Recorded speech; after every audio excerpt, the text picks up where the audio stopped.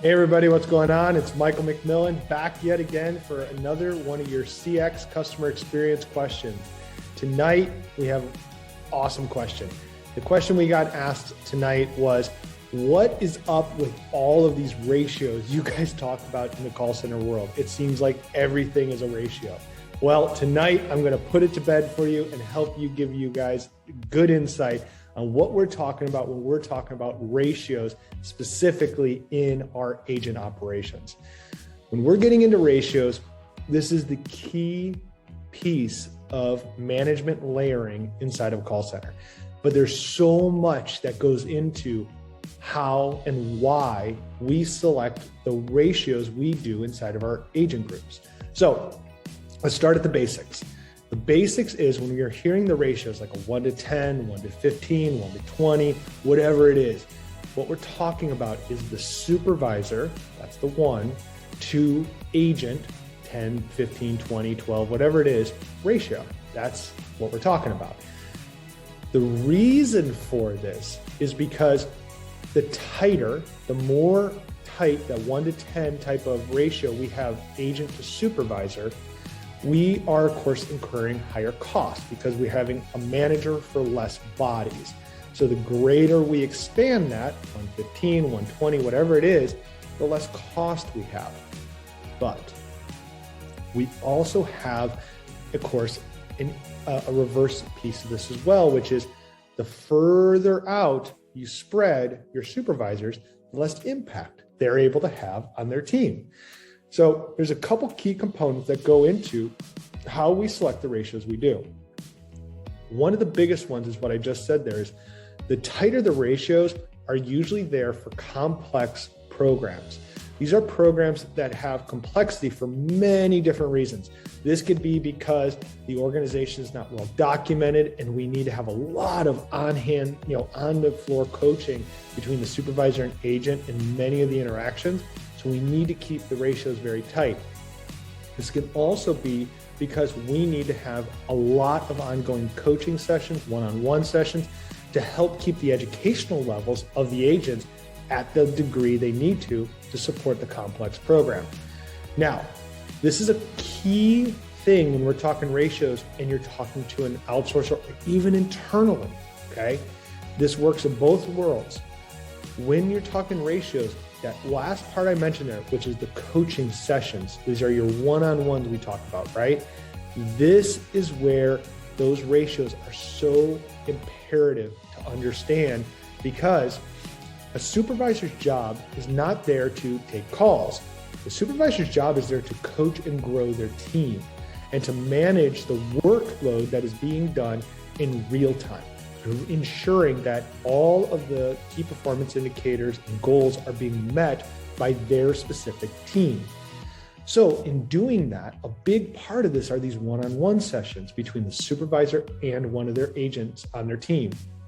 Well, these one-on-one sessions normally should last minimally, very minimally, 15 to 20 minutes, preferably 30 minutes. Maximum about 45 minutes. I really will tell you the sweet spot is at about 30-minute time. Now, just now do the math on this, right? If we have an agent group of 10 people and we need to dedicate 30 minutes to each of these agents weekly, by the way, and that's the best standard, right? That's the gold standard, weekly one-on-ones. So you're talking about 300 minutes of time dedicated in a private closed office with your agent, plus the time it will take for them to get up, get over there, get back, make sure they're prepared for the one-on-one meeting, make sure they get their debrief notes documented somewhere. If any corrective action is being taken, get that to HR, all of this. So in reality, what we usually recommend to our clients is to estimate that every one-on-one session is going to cost your company about 1 hour to 1.5 hours. So let's stay on the low end here, just for easy math. It's late and I've already been doing this all day. So if you have 1 hour a day for every agent in your population that you're responsible for, and you have a group of 10, that means I just took 10 hours out of your week every week. If you only have 40 hours a week of work, I just took 25% of your time and asking for you to coach and mentor and train your team. You're only left now with 75% of your time to do all the other tasks that you have to manage. Hence why these ratios are so important. Because if you compress the time down with your agent, you can lose what you need to get them to advance. And of course, as the population goes up in your teams, the demand goes up. If we're at a 1-to-15 ratio, there's 15 hours a week that I am taking away from your 40. Over a quarter of your time gone. I mean, I'm almost getting at that point in here, almost half of your time. It's like 1/3-ish. So remember, the more you increase those ratios, the less time on the floor your supervisor has. So now what happens? Well, what now happens is, especially in larger programs, we get into auxiliary staff. This is typically where we talk about floor walkers. Now you got to be careful here because floor walkers are typically supervisors in training. They're also referred to as team leads, team support aides. Normally though, floor walker is kind of the broad term that we use. These are actual, usually supervisors and trainers or full supervisors or trainers who are walking the floor all day, just there to support the team. So when you are talking about ratios, one question you got to make sure you're asking your team, either internally or through your partner, is are they considering floor walkers in their ratio equation? Because you would be shocked how many do.